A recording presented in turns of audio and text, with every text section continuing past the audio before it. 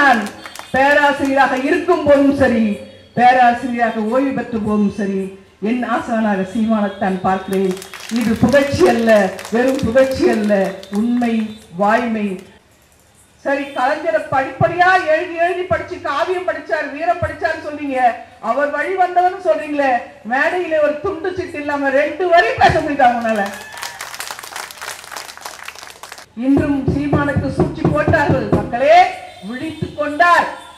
அவர் மட்டும் விழித்துக் கொள்ளாவிட்டால் சீமானுக்கு எதுக்காக 2 லட்சம் வீடு, 2 லட்சம் வாடகைக்கு வீடு கேட்கிற முட்டாள்களே. தென் சென்னை நாடாளுமன்ற தொகுதியில் நாம் தமிழர் கட்சி வேட்பாளராக நான் களம் காண்கிறேன். இந்த களம் தமிழர் உரிமை பேணும் களம் மட்டுமல்ல, நாம் தமிழர் கட்சியின் வலிமையை உணர்த்த போகிற களம். இந்த தேர்தலிலே நாம் எடுக்கிற வாக்குகள் தான் 2026 சட்டசபையிலே நம் சீமானை அரியணையில் ஏற்ற போகிற நாள். எனவே மிகுந்த விழிப்போடும் நாம் களமாடுகின்ற நிலையிலே இருக்கிறோம். நான் நாடாளுமன்றத்திற்கு விண்ணப்பம் அளிப்பதற்கு ஆடிக்காரிலே வந்த போதே அவர்கள் எல்லாம் ஆடிவிட்டார்கள். ஒன்றை நாம் புரிந்து கொள்ள வேண்டியிருக்கிறது, தமிழனோ தமிழச்சியோ ஆடிக்காரில் வரக்கூடாது என்று நீங்கள் முடிவு செய்து விட்டீர்களா? அந்த முடிவுக்கு இறுதி வாய்ப்பை தருவது நம் ஒளிவாங்கி சின்னத்தில் நாம் ஒவ்வொருவரும் போடுகிற ஓட்டு. பிற கட்சிகளுக்கும் நாம் தமிழர் கட்சிக்கும் என்ன வேறுபாடு? திமுக 10 கட்சிகளின் கூட்டணி கட்சியோடு நாடாளுமன்றத்தை சந்திக்கிறது. அதிமுக 3 கட்சிகளோடு நாடாளுமன்றத்தை சந்திக்கிறது. பாரதிய ஜனதா சின்ன சின்ன 6 கட்சிகளோடு கூட்டணியை வைத்துக் கொண்டு நாடாளுமன்றத்தை சந்திக்கிறது. நம் தாய்ப்புலி சீமானோ தன் சொந்த காலிலே இருக்கிறார். நீங்க இந்த பக்கம் அந்த பக்கம் எங்க போய் கேட்டாலும் சொல்றாங்க, எங்க கொஞ்சம் சீமான கூட்டணி மட்டும் வைக்க சொல்லுங்க, அவர் வரணுங்க, கூட்டணி மட்டும் வைக்க சொல்லுங்க. யார்கிட்ட கூட்டணி வைக்க சொல்றீங்க? போதை மருந்து கடத்தலுக்கு துணை போகிற திமுகவோட நான் சென்ற ஆண்டு முறை பாஜகவுக்கு சொம்பளித்த அதிமுக, நம் ஈழத்தமிழர் படுகொலையை ரசித்துக் கொண்டிருந்த காங்கிரசுக்கா, மாணவத்தின் எதிரியாக இருக்கின்ற பாஜக, நினைத்து பாருங்கள். அவர்களுக்கு இந்த கேள்வியை நாம் கேட்க வேண்டியிருக்கிறது. ஏதோ சீமானுக்கு மட்டுமே ஒரு திமிர் இருக்கிறது, தமிழகத்தின் ஒரு தலைவன் என்ற திமிர் இருக்கிறது என்பதாக நினைத்துக் கொண்டிருக்கிறார்கள். கொள்கை அளவிலே நாங்கள் மாறாதவர்கள். கூட்டணி என்று வந்துவிட்டால் அவர்களுக்காக விட்டுக் கொடுக்க வேண்டிய நிலைக்கு நாங்கள் ஆளாகி விடுவோம் என்ற நிலைக்காகத்தான் செந்தமிழன் சீமான் அவர்கள் கூட்டணிக்கே போகவில்லை என்பதை நாம் அனைத்து மக்களுக்கும் உணர்த்த வேண்டிய தேவை இருக்கிறது. ரொம்ப ரொம்ப அக்கறையான நம்மகிட்ட வந்து சொல்றாங்க, அம்மா எங்கிட்ட நிறைய பேர் சொல்லிட்டாங்க, அம்மா கொஞ்சம் கூட்டணி வச்சுக்க சொல்லுமா. நாம் தமிழர் கட்சியினுடைய தோற்றவாய் சீபா ஆதித்தனார், அந்த சீபா ஆதித்தனாரை உங்கள் கட்சியிலே வளைத்து போட்ட கலைஞர் சூழ்ச்சி எங்களுக்கு தெரியாதா? மாப்போசியை இந்திய தேசிய அரசியலை இணைத்து வைத்த சூழ்ச்சி எங்களுக்கு தெரியாதா? இன்றும் சீமானுக்கு சூழ்ச்சி போட்டார்கள். மக்களே, விழித்துக் கொண்டார்.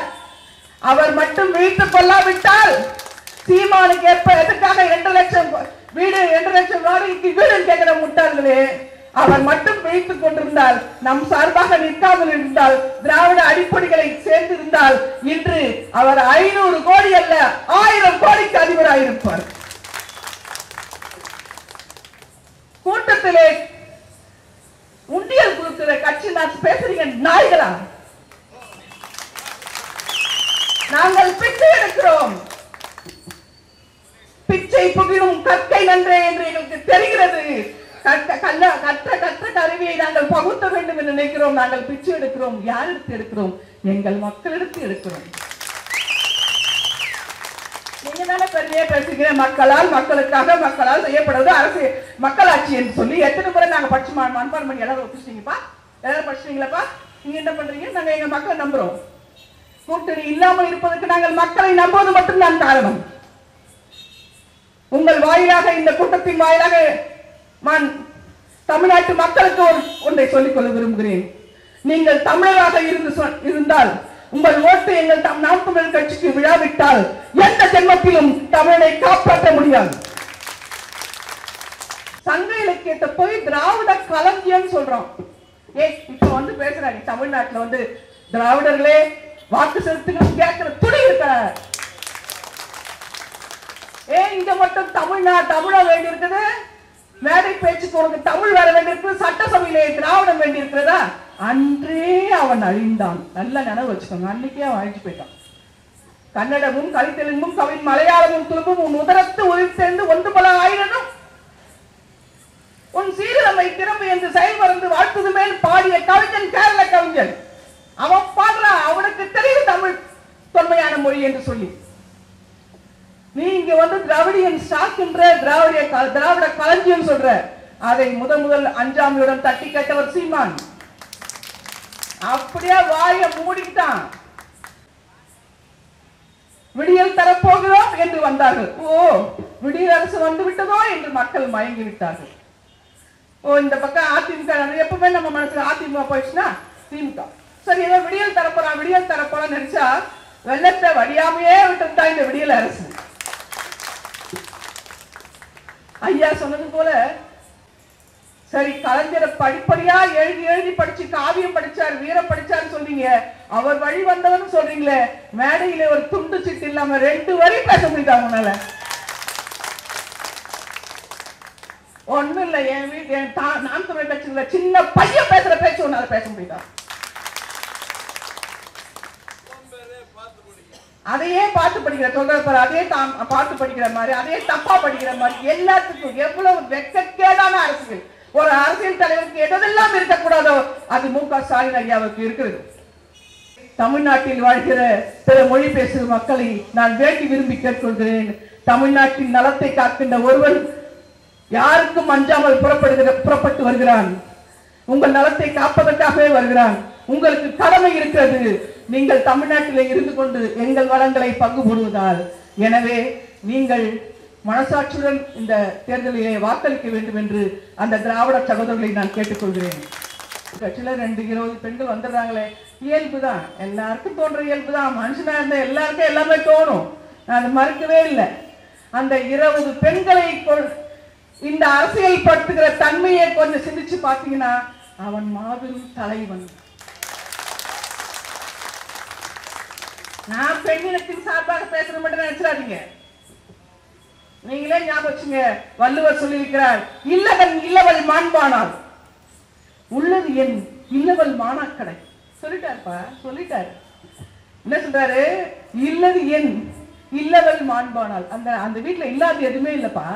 எப்ப இல்லவள் உங்க மனைவி உங்க அம்மா மாண்பா இருந்துட்டான். இல்லவன் இல்லவள் மாண்பானாள், உள்ளது என். அது அடுத்த கேள்வி கேட்கிறாருப்பா. உள்ளது இருக்குதுங்கடா, இல்லவள் மானாக்கடை. அவ மட்டும் சரியா இல்லன்னா இல்ல சரியா இருக்காள். அத புரிஞ்சுக்கிட்ட எங்க செந்தமிழன் சீமா, வீட்டுக்கே இவ தேவையாச்சு, நாட்டுக்கல்லவா தேவை. அவளுக்கு 33% இடஒதுக்கீடு என்ன 50% இடஒதுக்கீடு தருவேன் என்று சொன்ன ஒரு புரட்சி இருக்குது அல்லவா. இதெல்லாம் நிரந்தரமா ஒரு விதை போட்டு சிறிதாக 2 இலை வந்து கொஞ்சம் செடி உயரமாச்சு, அது பூ வைக்கும், அது மொட்டு வைக்கும், அது காய் வைக்கும், கனியாக இருக்கும். இப்போ நாம் கனியாக இருக்கிற பருவத்திலே இருக்கிறோம். அதனால பெரும் புரட்சியை செய்வதற்கு யாரால் இயலும் என்று சொன்னால் சமூக நோக்கை நீண்ட தூர பயணத்துக்கு சிந்திக்கிற ஒருவனால் தான் இருக்க முடியும். இப்படிப்பட்ட சிந்தனையாளர்கள் எல்லாம் நிலைபெற்ற உலகத்திலே நிலைத்து வாழ்ந்திருக்கிறார்கள் என்று புறநானூறு சொல்லுகிறது. மன்னா உலகத்திலே மண்ணுதல் குறித்தவர்கள் தாம் புகழ் நெறி தாம் வாய்ந்தார்கள் என்று சொல்லியிருக்கிறது.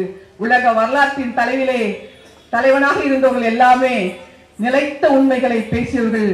அப்படி நிலைத்த உண்மையை பேசியவர் சீமான், செந்தமிழன் சீமான். எனவேதான் நான் பேராசிரியராக இருக்கும் போதும் சரி, பேராசிரியராக ஓய்வு பெற்ற போதும் சரி, என் ஆசானாக சீமானத்தான் பார்க்கிறேன்.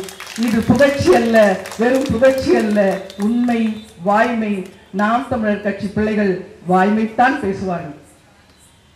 இங்கு காண்பதற்காக வந்திருக்கிற அனைத்து பெருமக்களும் நீங்கள் எல்லாரும் உள்ளத்திலே தாங்க வேண்டிய ஒரு பெரும் செய்தி, இது ஒரு போராட்ட களம். அந்த போராட்ட களத்திலே நாம் வெற்றி பெற்றே ஆக வேண்டிய தேவை நமக்கு இருக்கிறது. அதை மனநிலையை நிறுத்தி நாம் அனைவரும் சேர்ந்து பணியாற்றுவோம். உங்களோடு என்றும் உற்ற துணையாக நான் இருப்பேன். பாவேந்தர் பாரதிதாசன் சொல்வது போல, வீழ்ச்சியுறு தமிழகத்தில் எழுச்சி வேண்டும், விசையொடுங்கு தேகத்தில் வன்மை வேண்டும், சூழ்ச்சிதனை வஞ்சகத்தை பொறாமை தன்னை தொகையாக எதிர் நிறுத்தி தூள் தூளாக்கும் காற்றினை மரச்செயல்கள் மிகவும் வேண்டும். கடல்போல் செந்தமிழை பெருக்க வேண்டும், கீழ்ச்செயல்கள் விட வேண்டும், பிராணன் தன் கீர்த்தி சொல்லி அவன் நாமம் வாழ்த்த வேண்டும். நன்றி, வணக்கம்.